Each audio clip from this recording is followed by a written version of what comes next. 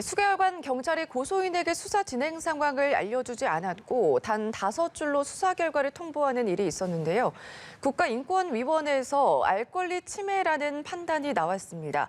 그 외 사건 소식들 승재현 한국형사법무정책연구원 연구위원과 짚어보겠습니다. 네, 안녕하십니까? 네, 안녕하십니까? 네, 검수완박으로 경찰도 수사사건 종결권을 갖게 됐습니다. 근데 경찰이 수사 결과를 단 5줄로 통보를 했고요. 인권위에서는 이와 관련된 판단을 내놨는데 이 내용 먼저 정리해 주실까요? 사실 이게 어제 오늘 일은 아니에요. 예. 검경 수사권 조정이 된다고 해서 이게 갑자기 불거진 것도 아니고 사실 고소하는 사람의 입장에서는 내가 억울하니까 고소를 했을 거 아니에요. 저 사람 좀 처벌해 주세요. 진정이라면 이 사건 좀 들여다봐 주세요라고 이야기했으면 그 사람의 마음에서는 그게 옛날에는 검사였고 지금은 경찰이고 제대로 수사를 해서 잘못한 사람은 기소하게끔 만들고 잘못 없는 사람은 그 사건으로부터 해결하게 만들어야 되는데 그럼 고소했는 사람의 입장에서는 어떤 내용이 그 사람을 불기소했을까? 어떤 사람이 그 사람을 기소했을까에 대한 최소한 내용이 나와야 되는데 지금 우리가 바라보는 이 사건은 그런 결과에 대한 내용이 없었다는 겁니다. 이 사건은 거슬러 올라가는데요. 작년 5월에 올라갑니다. 작년 5월로 올라가는데 네. 작년 5월에 이 진정인이라 그래요. 처벌해 주세요. 이런 의미는 아니고 좀 살펴봐 주세요. 이런 어떤 입장이었는데 한 1억 2천만 원을 사기를 당했다. 그러니까 나 너무 마음이 아프다라는 이유로 진정을 했고 그걸 경찰에서 꼼꼼하게 조사를 했어요. 그래서 올 2월에 그중에 한 명은 사기꾼이 맞다. 사기로서 우리가 충분히 조사해 보니까 기소할 가능성이 있으니까 검찰로 사건을 넘기겠다라고 하고 3명에 대해서는 아니 이건 혐의가 없어. 이 사람들은 굳이 처벌할 필요가 없는 거야라고 하고 이제 그걸 흔히 말해서 불기소 처분이라는데 불기소 처분하는데 이제 뭔가 서류가 왔을 거잖아요. 그 처분하는 날 원래 7일 이내에 주면 되는데 그날 줬대요. 그날 딱 주는데 그 진정인이 딱 받아보니까 1명은 기소, 3명은 불기소.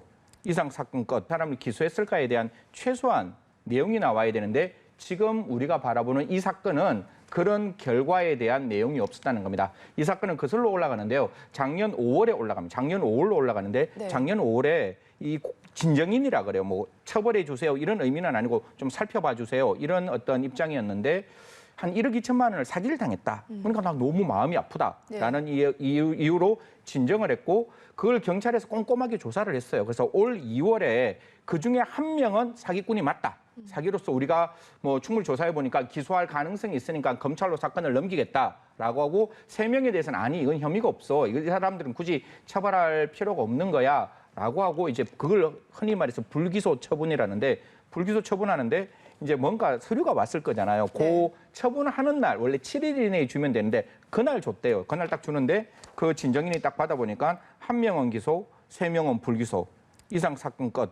이래 나오면 그 받는 입장에서는 도대체 이 사건이 왜 기소가 됐을까? 왜 불기소가 되었지라는 내용이 없다 보니까 고소한 사람의 알 권리가 침해된다라고 권익위에서 밝혔습니다. 네, 어떤 수사가 이루어졌고 어떻게 증거가 있는지 알지 못하니까 답답한 상황일 것 같은데 어제 오늘 일이 아니다 이렇게 말씀을 해주셨잖아요. 그러면 위원님께서 어떻게 평가하십니까? 이 부분에 대해서는 저는 국가 공권력이 존재하는 이유는 국민을 위해서 존재하는 거예요. 국민을 위해서 존재하지 우리의 편의를 위해서 존재하지는 않습니다. 사실 저도 일을 하다 보면 모든 일을 정말 세심하고 성실하게 하려고 하더라도 중간에 한두 개 이렇게 좀 쉽게 지나가는 부분이 없지는 않아요. 그 부분에 대해서 저도 깊이 반성은 하는데 그래도 국민의 입장에서는 적어도 이게 자기의 삶에 어떻게 보면 생사 여탈권이 걸려있는 사건일 수 있거든요. 대한민국 국민은 그렇게 쉽게 물론 고소가 많기는 많지만 쉽게 공권력에 의지하지 않는데 정말 내 돈 1억 2천은 자기 인생의 전부일 수가 있잖아요. 그럼 그 사건에 대해서 기소를 했다면 왜 이게 사기로 됐는지 아니면 불기소가 됐다면 왜 불기소가 됐는지를 정확히 설명해야 되는데 제 경험칙상으로는 일반적인 고소인들은 그 사람이 나쁜 사람이라고 이야기를 해요. 나쁜 사람이에요. 그런데 수사하는 수사기관에서는 그걸 기소를 하면 유죄 판결을 받아야 되잖아요. 그럼 유죄 판결을 받으려면 그냥 의심이 있는 게 아니라 10중 8구라 그래서 합리적 의심을 넘는 고도의 개연성. 즉 기소했을 때 유죄가 나와야 되는데 유죄가 나오지 않으면 무고한 사람을 기소한 국가 공권력이 되는 거잖아요. 그래서 고소인의 입장하고는 좀 맞지 않아요. 고소인은 10개 중에 한 2~3개로 기소를 해달라는 거고 그 수사기관에서는 10개 중에 9개 이상이 충족돼야 기소할 수 있다면 적어도 그 사이에 갭은 분명히 만들어지는 거거든요. 그럼 그 사이에 설명이 있어야 되잖아요. 그게 소통이 있어야 되고 그게 공감이 있어야 되는데 그 부분이 서류로 좀 꼼꼼하게 남겨졌으면 좋겠는데 그런 부분이 없다 보니까 그 후속 조치라는 게 있거든요. 쉽게 말해서 그 옛날 같은 경우에는 검사가 불기소 처분하면 검찰청에 항고, 재항고를 할 수 있고 지금 같은 경우에는 이 불송치 결정에 대해서 이의 신청 같은 걸 할 수 있는데 이의 신청을 경찰의 불기소 처분에 대해서 검찰로 이의 신청을 할 수 있는데 검찰이 이의 신청할 때 알아야 이의 신청을 할 수 있잖아요. 예. 제가 만약에 뭐 담당 검사면 경찰이 불기소 처분했습니다. 이 부분에 대해서 살펴봐 주세요라고 적어 놓으면 제가 봐도 너무 황당할 거잖아요. 아니 이게 무슨 이유로 어떻게 됐는지도 모르는 상황이기 때문에 검찰 입장에서도 그 사건을 제대로 들여다볼 수 없는 부분 아니냐. 그래서 인권 위쪽에서는 그런 이야기를 하는 거죠. 이거는 정말 제대로 된 재판을 받아야 될 국민의 입장에서는 알 권리가 침해되는 거기 때문에 네. 전국 경찰청으로 이렇게는 하지 마라. 국가 공권력의 존재 이유는 우리가 편하자는 게 아니라 국민을 위해서 존재하는 거기 때문에 국민에게 최대한의 설명 의무가 있다. 이렇게 이야기를 했는 거죠. 네, 소액 사건 심판에서도 알 권리에 대한 지적이 계속해서 나오고 있는데 소액 사건의 기준은 어떻게 되는 거예요? 이 소액 사건 기준이 옛날에는 법률로 정해졌는데 이게 대부분 규칙으로 만들어졌어요. 그냥 대부분 규칙으로 간다는 건 대부분이 소액 사건을 언제든지 결정할 수 있다. 그래서 이 부분도 이제 경찰련 쪽에서 좀 지적을 했었는데 가장 중요한 건 지금 대법원 규칙에는 3천만 원을 기준으로 소액 사건을 결정하고 있습니다. 예, 이 소액 사건 그 판결문이 없는 거예요. 그러면 소액 사건. 이것도 좀 설명을 드려야 되는데 이게 네. 소액 사건 심판법이라는 게 있는데 소액 사건 심판법 보면 보통 우리가 이제 이게 판결문이면 앞에 뭐 이렇게 원고 성소, 원고 뭐 패소 이렇게 나오고 그 밑에 이렇게 판결 이유라는 걸 적어요. 그러니까 왜 원고가 성소를 했고 왜 원고가 패소를 했는지 왜 뭐 예를 들어 2,700만 원을 갚아야 되는지 2,700만 원을 이건 예를 드는 거예요. 안 갚아야 되는지 이유가 나와야 되는데 소액 사건 그 심판에 관련된 법률에서는 그 판결 이유를 안 적어도 되는 거예요. 그러니까 그 받아보는 원고와 피고는 내가 졌다, 내가 이겼다라는 것밖에 모르는 거죠. 그러면 우리나라는 3심 제도잖아요. 예. 그러면 1심 재판 받고 난 다음에 난 진짜 억울해. 뭔가 좀 이걸 좀 다투어 보고 싶어. 이런 생각이 들면 그걸 항소심은 이 사건은 소액 재판이기 때문에 고등법원으로 가는 게 아니라 지방법원 합의 항소부로 넘어가는데 항소부에 뭔가 항소장을 낼 때 항소장 이유가 뭐라고 적겠어요? 판사가 뭔가 생각을 하고 머릿속에 판사는 이렇게 해서 원고가 이겼고 원고가 졌다라고 이야기하는데 우리는 판사의 마음을 알 수가 없는 거잖아요. 제가 앵커 마음을 어떻게 알겠어요? 앵커가 설명해 줘야 아는 거잖아요. 예. 질문 없이 4번 질문을 대답해 주세요. 이거 말이 안 되는 소리인데 딱 그런 느낌인 거예요. 뭔가 항소를 하려면 이유가 있어야 되는데 그 이유를 판사님은 알고 계시지만 그 원고와 피고는 모르기 때문에 이 부분도 저는 꼭 그렇게 생각합니다. 물론 제가 사건을 보면 사건이 이게 1년에 엄청난 많은 사건의 숫자가 있어서 예. 그 사건 소액 사건을 정말 판사가 그러니까 8시간 근무하고 주 5일 근무했을 때 한 소액 사건을 31분밖에 볼 수가 없어요. 그러니까 판사된 입장은 너무 힘들죠. 예. 그렇지만 좀 판사님께 정말 죄송하고 송구스러운 말씀이지만 거듭 말씀드리지만 정부와 국가기관은 국민을 위해서 존재하는 거거든요. 그러면 31분이라는 시간이 짧다면 짧지만 조금 더 노력하시고 판결 이유를 좀 적어줬으면 좋겠다라는 입장과 정부에서는 국민이 이렇게 힘들게 하면 판사 수를 조금 늘려주는 것도 필요해요. 물론 뭐 판사라는 그 직종이 굉장히 소수로 있을 때 존경받을 수도 있지만 존경보다 중요한 게 국민의 알 권리와 국민의 재판 청구권을 보장해 주는 거라면 지금보다 좀 판사의 수도 늘어나야 되고 앞서 사건 경찰 입장에서는 검경 수사권 때문에 많은 사건이 넘어오다 보니까 급해서 못 적을 수도 있거든요. 네. 그러면 경찰 쪽에서도 정말 수사경과에 있는 그 경찰관의 수를 대폭 정원하는 이제 뭐 새로운 경찰청장이 들어온다니까요. 그 부분도 좀 꼼꼼히 살펴서 국민을 위한 국민에 의한 국민의 정부가 되어야 한다라는 말씀드리겠습니다. 네, 말씀해 주신 대로 이게 아무래도 국민 생활에 밀접한 게 소액 사건이다 보니까 그러니까 지고도 왜 졌는지 이유를 모르면 굉장히 답답할 것 같거든요. 그러니까 비중이 굉장히 많다 이런 말씀이신 거죠? 뭐 저는 옛날부터 제가 갖고 있던 생각인데 저한테는 3천만 원이 전 재산일 수 있어요. 어떤 분에게는 3천만 원이 그냥 쉽게 지나가는 돈일 수 있지만 금액이 작고 금액이 많다는 게 절대로 한 재판에 쉽고 어렵다는 걸 결정하는 기준이 되어서는 저는 안 된다고 생각해요.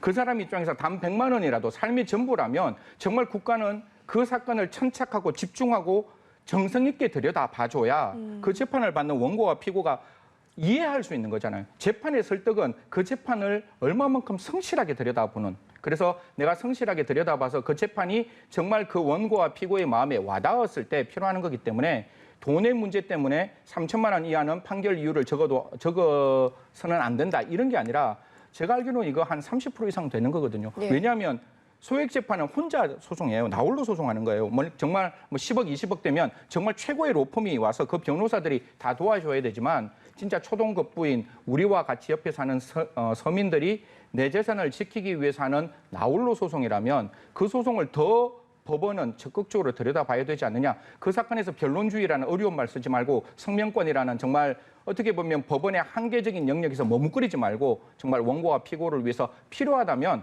법원이 직접 나서는 그런 성명권도 적극적으로 행사하는 게 필요하지 않을까 그렇게 생각합니다. 네, 이 법원도 업무 부담이다 보니까 많은 업무량이 넘어오다 보니까 부담일 수가 있는데 이와 관련해서 판사의 수도 증언해야 된다 말씀을 해주셨는데 법원도 이와 관련해서 대책을 좀 검토하고 있잖아요. 네. 그러면 위원님이 보시기에는 어떤 개선책이 있으면 좋을까요? 저는 가끔 이런 이야기를 해요. 이제 저희 형사 이제 정책을 하거나 아니면 사법 정책을 할 때 좀 고소수를 줄이자 아니면 중간에 중재 제도를 만들자 이런 얘기를 해요. 그러니까 앵커하고 저하고 100만 원 갖고 지금 싸우고 있는 거예요. 그러면 굳이 재판 가지 말고 이거 중간에 있는 중재 다른 사람이 와서 조정해서 그냥 70만 원만 받으세요. 이렇게 재판을 하는 게 효과적이지 않느냐 이렇게 주장하는 분도 있는데 저는 그렇게 봅니다. 내가 원하는 권리를 중간에서 중재하는 것도 중요하지만 네. 그 재판의 결과가 공의롭고 정의롭게 결과가 나타나는 것도 저는 중요하다고 보거든요. 100만 원이기 때문에 중재해서 70만 원으로 가라는 게 아니라 100만 원도 중요하다. 그래서 그 결과가 정말 앵커께서 100만 원 받아야 되는 것 같으면 100만 원 제가 드려야 되는 거잖아요. 그게 소액이기 때문에 70만 원만 받아라. 저는 그건 아니라고 보거든요. 네. 그래서 이런 부분에서 좀 적극적으로 소액 재판을 하는 판사님의 수를 좀 늘려주시고 또 뿐만 아니라 앞으로 법원이 어떻게 인력을 충원해야 될 것인지를 좀 대법원에서 그 법원행정처에서 좀 잘 들여다봐야 하는 거 아니냐. 사실 대법원장이 법원의 어떤 판사의 수와 그다음에 인사 분배를 하는 거거든요. 예. 그렇기 때문에 그런 대법원장과 대법원에 있는 법원행정처에서 이런 부분을 좀 꼼꼼히 살폈으면 하는 마음입니다. 네, 알겠습니다. 어제 그리고 다음 내용 어제 저희가 이 내용도 다뤘었는데요. 이 강남의 한 유흥주점에서 여성 종업원 그리고 남성 한 명이 사망하는 사건이 발생을 했습니다. 그런데 이 사망한 남성 손님의 차량에서 마약류가 발견이 됐잖아요. 이 상황 좀 짚어주실까요? 2,000명분이라고 네. 이야기를 하던데 저도 이 사건 보면서 이게 너무 이상한 사건인 거예요. 그래서 시청자 여러분 좀 죄송하지만 유흥업소라고 그냥 칭칭하겠습니다. 유흥업소에서 그 유흥업소 종업원하고 손님하고 이제 동시다발적으로 사망을 하게 되는데 사실 시간적 선후가 조금 이렇게 언론마다 좀 다른데 제가 알기로는 손님이 먼저 운전하고 나가서 앞에 있는 공원에 이렇게 자동차 사고가 나는 거예요. 예. 근데 사고가 나는데 이렇게 한번 퉁 받고 난 다음에 또 뒤로 백해서 다시 이렇게 그 가로수를 박는 모습을 보이고 시민들이 신고를 했을 때 가보니까 이미 경련이 일어나고 있는 상황이라서 그 경련 때문에 이제 사망을 했는데 자동차 충격으로 사망했는 게 아니라 이제 우리가 아직까지는 확인 안 됐습니다. 예. 마약류에 대한 의심을 할 수 있는 상황이라서 지금 이 사망도 마약류와 관계되는 게 아니냐.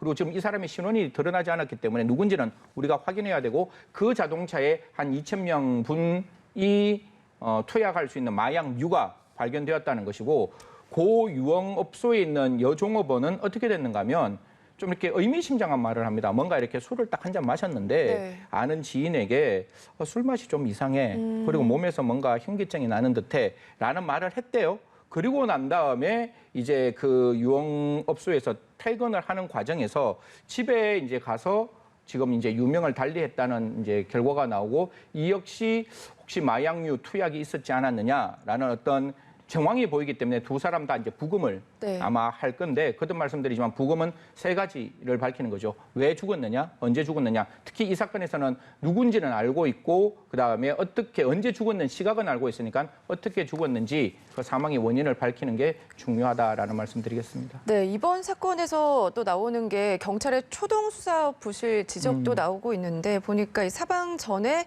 경찰은 경찰과 이 2차례나 맞닥뜨렸고 그리고 그 이후에 신고도 있었잖아요. 근데 왜 지금 못 하고 있는 건가요? 이게 경찰의 초동 수사가 부실하다라고 말하기에는 조금 모순이 있어요. 이게 뭔가 하면 우리가 강제 수사를 할 때 강제 수사는 법에 정해져 있어야 되고 영장이 있어야 돼요. 영장이 없고 법에 정해져 있지 않으면 예. 할 수 없는 건데 그러면 임의적으로 그 사람이 마약에 대해서 뭔가 이렇게 반응이 나올 수 있도록 시약 검사를 한다든가 뭐 모발 채취를 한다든가 그걸 적극적으로 응해주면 되는데 지금 나와 있는 언론에서는 이 피해 여성이 나 그런 거 싫어요. 저 집에 갈래요. 라고 했을 때 우리가 이렇게 사람을 딱 봤을 때 이 사람이 이렇게 마약했다는 걸 몰라요. 사실 굉장히 합리적 추론을 했을 때 이상하기는 한데 예. 이게 음주로 인한 어떤 그 모습인지 아니면 마약을 투약했는 모습인지가 명확하지 않는 상황에서 경찰이 강제 수사를 해서 잠시 경찰서로 가실래요? 아니면 잠시 강제적으로 모발 채취하겠습니다. 이 순간 사실상 위법하게 수집된 증거로서 증거 능력도 없어질 뿐만 아니라 강제 수사로 징계받을 수 있는 부분도 있어서 이 부분이 우리가 봤을 때는 부실이라고 볼 수는 있지만 또 법이 그런 어떤 한계 영역에서 허용하지 않기 때문에 아마 이런 부분에서 강제 수사를 하면 역시 아까 우리가 앞에서 살펴본 인권위에서 이거 잘못된 수사라고 지적받을 수 있는 상황이고 경찰은 징계받을 수 있는 상황이라서 한편으로 조금 이렇게 명확하게 제가 뭐 초동 부실 수사다라는 단정 짓기는 어렵다라는 말씀 드리겠습니다. 네, 알겠습니다. 다음 내용으로도 넘어가 보겠습니다. 해군에서 전역을 앞둔 병사가 집단 폭행을 당하는 사건이 발생을 했습니다. 일명 전역방이라고 하더라고요. 이 내용은 뭡니까? 제 고등학교 때도 생일 때 진짜 저런 행동 했었거든요. 네. 제가 좀 옛날 사람이라 그런지는 몰라도 군대에서는 아직도 이런 풍습이 남아 있었는가 봐요. 지금 MZ 세대들한테 생일이 다가왔으니까 너 조금 이렇게 맞아야 된다. 저희들은 생일빵. 애국가 부르면서 이제 그 학생들하고 같이 이렇게 장난치면서 이렇게 구타를 당했던 기억이 나는데 어릴 때 예. 저도 같은 경우에는 지금 같은 경우에 그 전역을 하면서 많은 사람이 한 병사를 구타를 하고 그 구타를 통해서 7명이 구타했다는데 그로 인해서 인대가 파열되는 굉장히 심각한 상황이 발생했어요. 그래서 네. 군대 내에서 일어난 폭행이기 때문에 이러한 폭행은 단순히 우리가 전역 좀 이렇게 부적절하지만 빵이라는 이런 행동은 절대로 건절돼야 되는 것이지 이게 풍습으로 남아 있다면 이건 전수조사를 해서라도 이런 행동은 절대로 허용할 수 없다. 어제까지 내 선배였잖아요. 선배였고 그 사람이 잘 전역해서 세상에 나가도록 기쁘게 박수 쳐주면 되는 일이지 왜 이런 어떤 풍습이 남아있었는지 저는 좀 아쉽다라는 말씀 드리겠습니다. 네, 이 사건도 아무래도 이달 초부터 군사법원법이 바뀌면서 성범죄나 뭐 사망사건 같은 게 민간법원으로 이제 바뀌게 되는 거잖아요. 그러면 이 사건도 이제 그쪽으로 넘어가게 되는 이건 건가요? 전혀 다른 사건이에요. 이게 성폭력 범죄는 군 외에서 어떻게 보면 군사기밀과 관계없는 거잖아요. 근데 이거는 군대 내에서 아까도 말씀드렸지만 생일빵이 전역빵이 아니라 군대에서 일어나는 폭행 사건이에요. 네. 그럼 군대 안에서 일어나는 폭행 사건은 군사법원에서 처리해야 되는 것이고 지금 7명 제가 알기로는 구속당했다고 알고 있는데 이거는 단기 전역병 뒤에 남아있는 그 기간이 얼마인지는 모르겠지만 구속되고 만약에 형기가 나온다면 그 기간 빼고 나머지 기간까지 다 채워서 군대를 전역해야 되지 않을까. 그래서 이 사건은 군 외에서 처리하는 게 아니라 군 내에서 처벌하는 사건이다라는 말씀 드리겠습니다. 네, 알겠습니다. 오늘 여기까지 들어보겠습니다. 지금까지 승재현 한국형사법무정책연구원 연구위원과 함께했습니다. 고맙습니다. 네, 고맙습니다.